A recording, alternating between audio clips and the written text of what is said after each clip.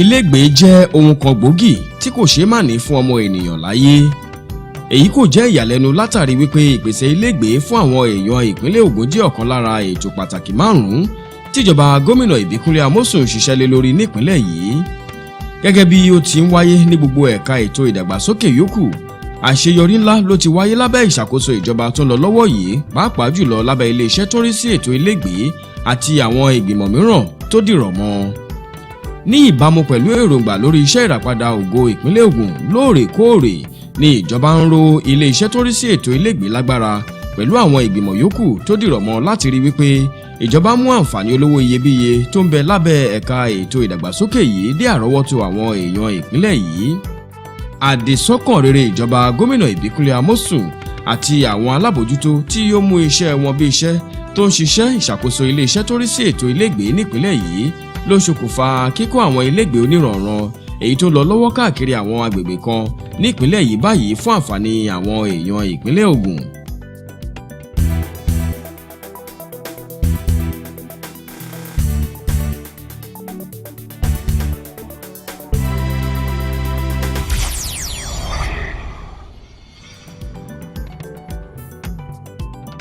Iṣẹ́ kan gbòógì tí iléeṣẹ́ tó rí sí ètò ilégbèé nípínlẹ̀ Ògùn gbé lọ́wọ́ ní ọ̀nà àti máa pèsè ilégbèé tí kò nira fún àwọn èèyàn ìpínlẹ̀ yìí lápapọ̀.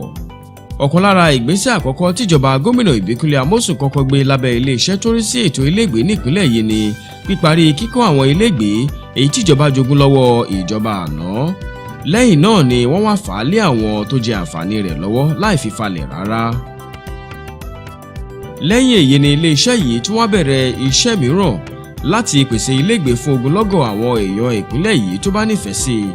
Wọ́n bẹ̀rẹ̀ pẹ̀lú ilẹ̀ éka 105 lára rẹ̀ wọ́n ti bẹ̀rẹ̀ iṣẹ́ àkànṣe lórí ilẹ̀ 50 éka èyí tí ó ń lọ lọ́wọ́ ní agbègbè Kọ́bapẹ́ nílùú Abẹ́òkúta. Èròǹgbà ìjọba ni láti pèsè ohun gbogbo tó yẹ sílẹ̀ ní àyè yìí. Lẹ́yìn náà ni wọn yóò wá ta ilẹ̀ náà fún àwọn èèyàn tó bá nífẹ̀ẹ́ sí i láti fi kọ́ ilégbèé wọn fúnra wọn níbẹ̀. Alákòóso iléeṣẹ́ tó rí sí ètò ilégbèé nípínlẹ̀ Ògùn, Olóyè Daniel Adéjọbí sọ̀rọ̀ síwájú sí i lórí èròǹgbà ìjọba fún àgbékalẹ̀ kíkọ́ àwọn ilégbèé wọ̀nyí. Ètò à ń ṣe lọ́wọ́lọ́wọ́ ní Ministry of Housing ní ti Kọ́bapẹ́ Housing Estate àti lọ gbalẹ̀ bíi àti kọ́kọ́ gba bí 50 hectare tá à ń ṣe lọ́wọ́ ń sìn, ṣùgbọ́n a tún máa fi bí 50 àtààbọ̀ lé kó bá lè níbẹ̀ yẹn igbó níbẹ̀ yẹn wọ́n ti clear abẹ̀ yẹn sìn caterpillar àwọn èèyàn ń ṣiṣẹ́ lọ lọ́wọ́ ń bẹ̀. Nǹkan tá a fẹ́ ṣe níbẹ̀ ni pé níbẹ̀ yẹn tó ń pè ní site and services lóyìnbó, ìyẹn túmọ̀ sí pé inú ibi tá a gbà yẹn sìn a máa ṣe títì, a máa ṣe omi ẹ̀rọ, a máa ṣe mọ̀nàmọ́ná, a máa ṣe gbogbo nǹkan tó yẹ kó wà láàrin ìlú síbẹ̀. Lẹ́yìn tá a bá ti ṣe tán, a wá gé àwọn ilẹ̀ yẹn nípele ìpele tó ń pè ní plot, iye tó ní kálukú bá fẹ́ rà á wá rà, á dẹ̀ kọ́ ilé tó wù. A fẹ́ kí àwọn pé ìjọba ń kọ́lé fáwọn èèyàn, ṣùgbọ́n àwọn ilé àwọn tó máa ra bẹ̀yẹn a fẹ́ kán kọ́ ilé tó wù wọ́n. Olóyè Daniel Adéjọbí tó tẹ̀síwájú nínú àlàyé rẹ̀ wípé ìjọba gómìnà Ìbíkúnlé Amósùn ti ṣe àgbékalẹ̀ ètò kan láti máa san owó fún ríra àwọn ilégbèé náà èyí tí kò ní mú ìnira lọ́wọ́, pàápàá jùlọ fún àwọn òṣìṣẹ́ ìjọba ìpínlẹ̀ Ògùn tó ti ń dáwó sínú akoto owó fún ilégbèé èyí tí wọ́n ń pè ní National Housing Fund. Wọ́n pè kan ní mortgage system. Eléyìí ni wípé wọ́n lè yáwó ra àwọn ilé yìí lọ́dọ̀ ìjọba. Wọ́n á máa san owó yẹn díẹ̀díẹ̀ fún bíi ọdún 10 sí 20 ọdún. Ṣùgbọ́n kéèyàn tó lè jẹ àǹfààní èyí láti lọ open account sí Gateway Savings and Loan. A máa sanwó díẹ̀. Tó bá ti sanwó yẹn bíi ọdún kan sí ọdún kan àbọ̀, ó lè lọ bá wọn wípé ilé báyìí lòun fẹ́ rà o, kàn yá òun lówó. Nǹkan tó kàn ní láti ṣe ni pé ó máa san ìdá 20 nínú ìdá 100 owó yẹn, ó máa san fún wọn. Wọ́n máa yá ní gbogbo owó yẹn tó máa fi lọ fi san owó ilé yẹn. Wọ́n á wá ṣe àdéhùn pẹ̀lú ẹ̀ bó ṣe máa san owó yẹn. Wọ́n á lè gbà láyè bíi ọdún 10 sí 20 ọdún. Bákan náà ni ìjọba ìpínlẹ̀ Ògùn lábẹ́ ìṣàkóso ìgbìmọ̀ tó rí sí ètò ilégbèé èyí tí wọ́n ń pè ní Ogun State Housing Corporation tó ń ṣiṣẹ́ lórí kíkọ́ àwọn ilégbèé kan lọ́wọ́ báyìí pẹ̀lú èròǹgbà láti ṣàgbékalẹ̀ ilégbèé bíi 105 kó tó di ìparí ọdún 2014. Èyí ló fà á tó fi jẹ́ wípé iṣẹ́ ti débi tó lápẹẹrẹ báyìí lórí kíkọ́ àwọn ilégbèé tó lọ lọ́wọ́ báyìí ní agbègbè Ọbásanjọ́ Hilltop nílùú Abẹ́òkúta. Nígbà tí wọ́n bá parí iṣẹ́ lórí kíkọ́ ilégbèé èyí tó wà ní agbègbè Playfield Estate yìí, èròǹgbà ìjọba ni wípé àwọn mọ̀lẹ́bí bíi 76 ni yóò láǹfààní àti máa gbé níbi àwọn ilé náà. Èyí jẹ́ ọ̀kan lára àfihàn ìjọba lórí èròǹgbà rẹ̀ láti pèsè ilégbèé fún ogunlọ́gọ̀ àwọn èèyàn ìpínlẹ̀ yìí kó tó di ìparí ọdún 2014.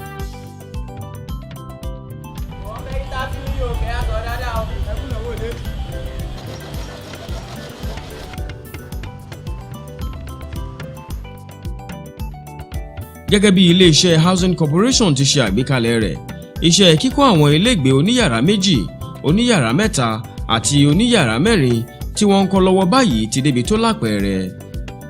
Wọ́n tún la àwọn ojúṣàn àgbàrá síbi tó yẹ káàkiri láwọn agbègbè yìí. Lẹ́yìn tí wọ́n ti bẹ̀rẹ̀ sí ní kun àwọn ilégbèé náà pẹ̀lú ọ̀dà tó rẹwà, níṣe ni àwọn ilégbèé náà ti túbọ̀ dùn wò sí i tí ó sì ń ṣàfihàn ẹwà ìpínlẹ̀ Ògùn báyìí.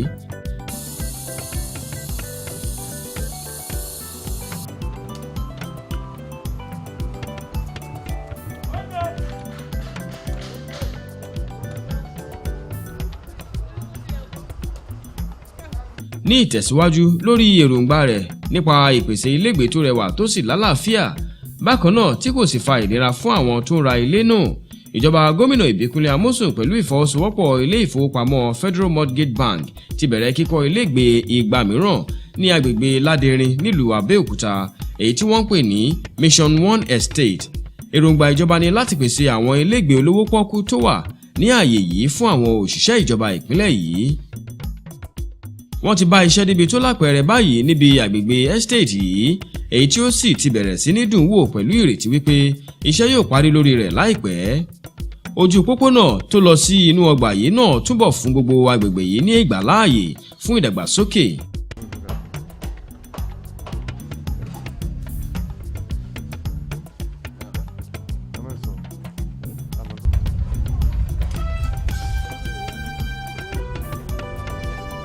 Nígbà tí wọ́n ṣíṣọ lójú ọgbà Aládẹrin Mission 1 ní ọjọ́ 25 oṣù kẹfà ọdún 2014 yìí, àwọn òṣìṣẹ́ ìjọba tí ó ṣe oríire níbi ètò gbígba ilégbèé náà ni wọ́n fún ní ilégbèé ti olúkálùkù wọn. Gómìnà Ìbíkúnlé Amósùn tún wá ṣe ládéhùn wípé nígbà tí iṣẹ́ bá parí lórí kíkọ́ àwọn ilé náà, ìjọba yóò tún fa ilégbèé ti àwọn yòókù náà lé wọn lọ́wọ́. Àjọ abánikọ́lé àti abánidókòwò ìpínlẹ̀ Ògùn èyí ò ní OPIC náà tún jẹ́ ọ̀kan lára àwọn ìgbìmọ̀ tó wà lábẹ́ iléeṣẹ́ tó rí sí ètò ilégbèé nípínlẹ̀ yìí. Lẹ́yìn tí ìjọba ti ṣe iṣẹ́ ìṣàtúnṣe àti àtúntò iṣẹ́ àjọ náà ni ó ti bẹ̀rẹ̀ kíkọ́ àwọn ilégbèé káàkiri sí àwọn agbègbè kan nípínlẹ̀ yìí. Olùdámọ̀ràn pàtàkì fún gómìnà lórí ètò ọrọ̀ ajé àti ohun ìní tó tún jẹ́ alákòóso iléeṣẹ́ OPIC ọ̀gbẹ́ni Babájídé Odùṣolú sọ̀rọ̀ síwájú sí i lórí àwọn iṣẹ́ àkànṣe èyí tí ìjọba gómìnà Ìbíkúnlé Amósùn ti dáwọ́lé lábẹ́ iléeṣẹ́ rẹ̀. Ní kété tíjọba tó lọ lọ́wọ́ ìgorí àléfà ló ti mú àjọṣepọ̀ wáyé láàrin gbogbo ìgbìmọ̀ àti àjọ tó wà lábẹ́ iléeṣẹ́ tó rí sí ètò ilégbèé nípínlẹ̀ Ògùn. Àjọṣepọ̀ yìí ló ṣokùnfà ìgbọ́ra ẹni yé lórí owó tíjọba fi ń ta àwọn ilégbèé wọ̀nyí àti lórí ààyè tí wọ́n kọ́ wọn sí láàrin àwọn àjọ àti ìgbìmọ̀ tó wà lábẹ́ iléeṣẹ́ tó rí sí ètò ilégbèé nípínlẹ̀ Ògùn. Àwa lè kọ́kọ́ là dá ṣiṣẹ́ yìí. Àwa Ministry of Housing àti Housing Corporation lájọ fọwọ́pọ̀ tàjọ ń ṣiṣẹ́ papọ̀. So tí a bá ń ṣe ilé níbì kan, tí eléyìí bá ń ṣe ilé ńlá, ìkejì á ṣe ilé kékeré, tí ìkejì bá ṣe ilé kékeré, ìkẹta á ṣe ilé ńlá, bá ṣe ń ṣe nìyẹn. So bá yẹn ń sọ̀rọ̀ lọ́wọ́lọ́wọ́ yìí, àwa àti Ministry of àti Housing Corporation àjọ ń kọ́lé ní opposite ọ́fíìsì gọ́vnọ̀ níbi tí wọ́n pè ní Ọbásanjọ́ Hilltop. A dẹ̀ ń kọ́ over 250 houses síbẹ̀ bá yẹn ń sọ̀rọ̀ báyìí. Àwọn 250 houses tá à ń sọ yìí jẹ́ kàn rí, ilé kékeré wà ń bẹ̀, ilé ńlá wà ń bẹ̀. Ní báyìí wọ́n ti bá iṣẹ́ débi tó lápẹẹrẹ nínú ọgbà Orange Valley èyí tó wà ní agbègbè Ọbásanjọ́ Hilltop Estate èyí tíjọba gómìnà Ìbíkúnlé Amósùn bẹ̀rẹ̀ láìpẹ́ yìí lábẹ́ àjọ OPIC. Gbogbo àwọn ojú pópónà tó wà nínú ọgbà yìí ni wọ́n ti dá ọ̀dà sí orí wọn. Bákan náà ni wọ́n sì ti fi iná mọ̀nàmọ́ná síbi àwọn ojú pópónà wọ̀nyí. Wọ́n ti bẹ̀rẹ̀ sí ní fi àwọn ẹ̀rọ amúnáwá oríṣiríṣi náà síbẹ̀. Gbogbo àwọn nǹkan wọ̀nyí ló túbọ̀ ń ṣàfihàn ẹwà ọgbà náà. Gbogbo àwọn èròjà ilégbèé ìgbàlódé gẹ́gẹ́ bí ilé ìgbọ̀nsẹ̀, ilé ìwẹ̀ àti ilé ìgbafẹ́ oríṣiríṣi ni wọ́n ti fẹ́ parí iṣẹ́ lórí wọn báyìí níbẹ̀. Èyí ń ṣàfihàn èròǹgbà ìjọba ìpínlẹ̀ Ògùn láti rí wípé àwọn ilégbèé náà parí láìpẹ́ ọjọ́ fún àwọn tí yóò máa jẹ àǹfààní wọn.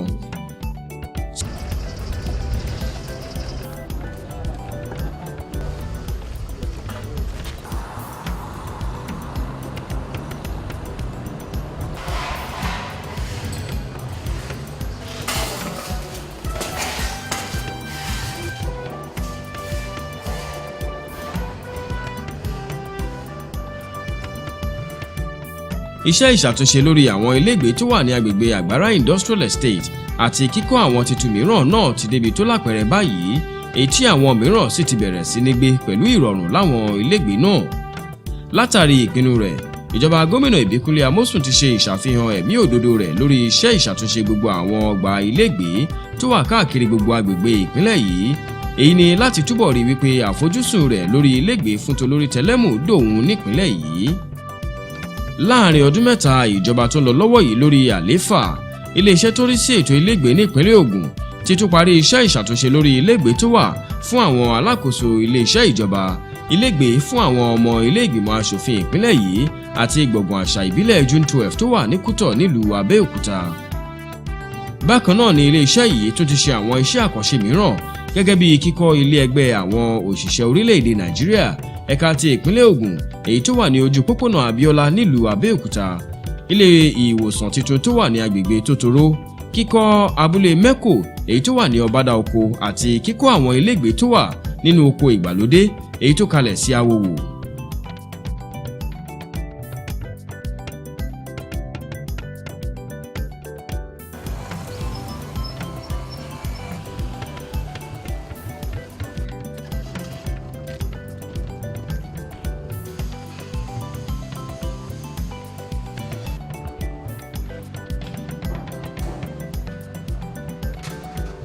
Gbogbo àwọn wọ̀nyí ló wáyé láàrin ọdún mẹ́ta ìjọba gómìnà Ìbíkúnlé Amósùn lórí àlééfà.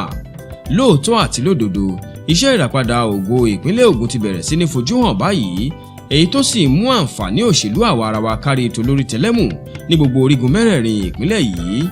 Ọmọ Ògùn, iṣẹ́ yá.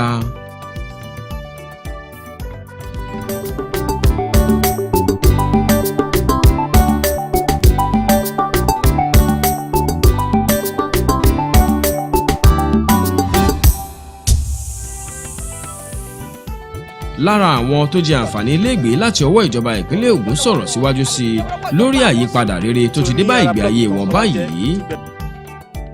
Ìjọba ẹ̀ wọ́n ti gbìyànjú but a sì tún fẹ́ kán ṣe púpọ̀. Nígbà tó ń dé bíbá ẹ̀ ọ̀rọ̀ ọmọ onílẹ̀ ó ti lọ, ọ̀rọ̀ pé èèyàn kan wá kàn dé ńjọ́ kan á dẹ̀ kọ́lé á dẹ̀ gbé pé nógó area síbẹ̀ tí wọ́n pé ọkọ ló nílẹ̀ gbogbo yẹn ti lọ. Àlàáfíà ti wà ní estate yìí, ẹ̀rí pé wọ́n ti open up àwọn ọ̀nà tí tó ẹ́ pé close tẹ́lẹ̀ wọ́n ti open up wọ́n ń ṣe tuntun lọ́wọ́ ẹ bá rí wọ́n ń kọ́lé tuntun, àwọn èèyàn ń wá. Àlàáfíà ti wà fún alẹ́ estate nígbà tí ìjọba ti dé. Ó yà wá lẹ́nu o torí tábà tiẹ̀ ìgbà kan tiẹ̀ wà gan àwa ṣe é bóyá àwọn ìlú ńláńlá náà ìjọba máa ń bójú tó ni. Àwọn pàtàkì dédé rí àwọn ilé pọ́kúpọ́kú wọ̀nyí, àwọn ilé wọ̀nyí yà wá lẹ́nu púpọ̀ pé àwọn èèyàn àwọn ìjọba ń kọ́ ilé tó jẹ́ pé bó bá ṣe lówó yẹn sí ló ṣe máa gbé bẹ̀ sí.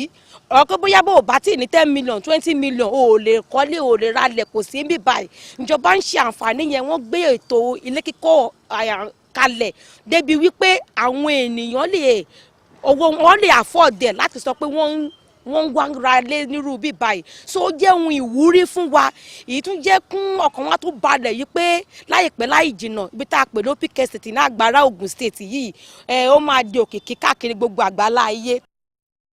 pé ilé olówó pọ́kú gẹ́gẹ́ bá ṣe pé níbi tá a wà nísìn àpẹẹrẹ tí à ń rí náà bá ṣe rí ilé kan bóyá dúró yìí ilé ibùgbé 3 ló wà ńbẹ̀ tó jẹ́ ìyàrá méjì so níbí a ní blọọkì 10 so ní yàrá blọọkì kan ó wá jẹ́ 2 bedroom 3 nínú blọọkì kan so ló fi jẹ́ pé 30 la ní ibi tá a dúró sí báyìí àtúnṣe ìnú rẹ̀ náà lè rí A4 because this is just the beginning area 4 nísìn a fẹ́ bẹ̀rẹ̀ pẹ̀lú 5 because we are trying láti wo àwọn ilẹ̀ tá a ní so that the little we can do that we do them so as to avert the occurrence of so that ká lè àwọn ọmọ onílé àwọn gangan ká lè lé wọn jìnnà so a fẹ́ lo ilẹ̀ wa àwọn bíi díẹ̀ láti ní kábẹ̀ sí ní develop ẹ̀.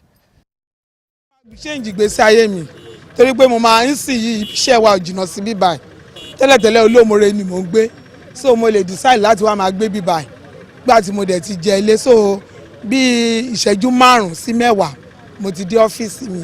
Inú mi dùn gidi gan-an torí mi ò tiẹ̀ mo ń wòye pé nígbà tí wọ́n ní ilé yìí pé wọ́n máa ṣe mo ń sọ fọ́kọ mi mo ní ilé yìí báwo la ṣe fẹ́ ṣe báyìí ọkọ mi ní ó yá jẹ́ ká wà náà jẹ́ ká gba fọ́ọ̀mù ẹ̀ wọ́n ní wọ́n ti ń kọ pé wọ́n máa tó kọ parí a dẹ̀ gba fọ́ọ̀mù so ńgbà tí wọ́n dẹ̀ ní a máa gba ilé lẹ́nìí mo ṣáà ń fi ọkàn gbàdúrà ṣùgbọ́n mo dúpẹ́ lọ́wọ́ Ọlọ́run mo tún dúpẹ́ lọ́wọ́ gọ́vnà Ìbíkúnlé Amósùn fún oore tí wọ́n ṣe fún wa yìí torí mélòó àwọn èèyàn náà ṣì ń tiraka yìí pé káwọn lè kọ́ yàrá kan ṣùgbọ́n irú oore tán ṣe fún wa báyìí mo dúpẹ́ lọ́wọ́ wọn ọwọ́ wọn á máa ròkè Ọlọ́run á dẹ̀ jẹ́ kán kó wa jẹ pẹ́pẹ́pẹ́.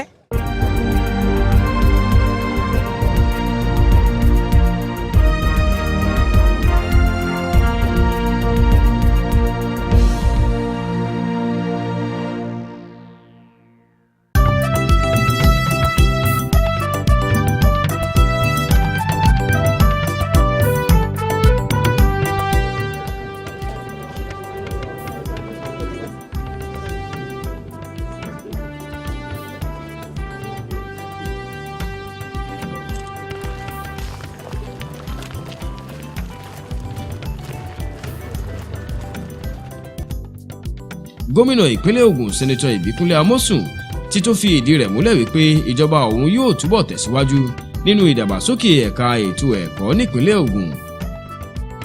Nígbà tó ń sọ̀rọ̀ lẹ́yìn tí ó ti gbé ìwé ẹ̀rí àti ìwé sọ̀wédowó lé àwọn ọmọ akẹ́kọ̀ọ́ tó jáwé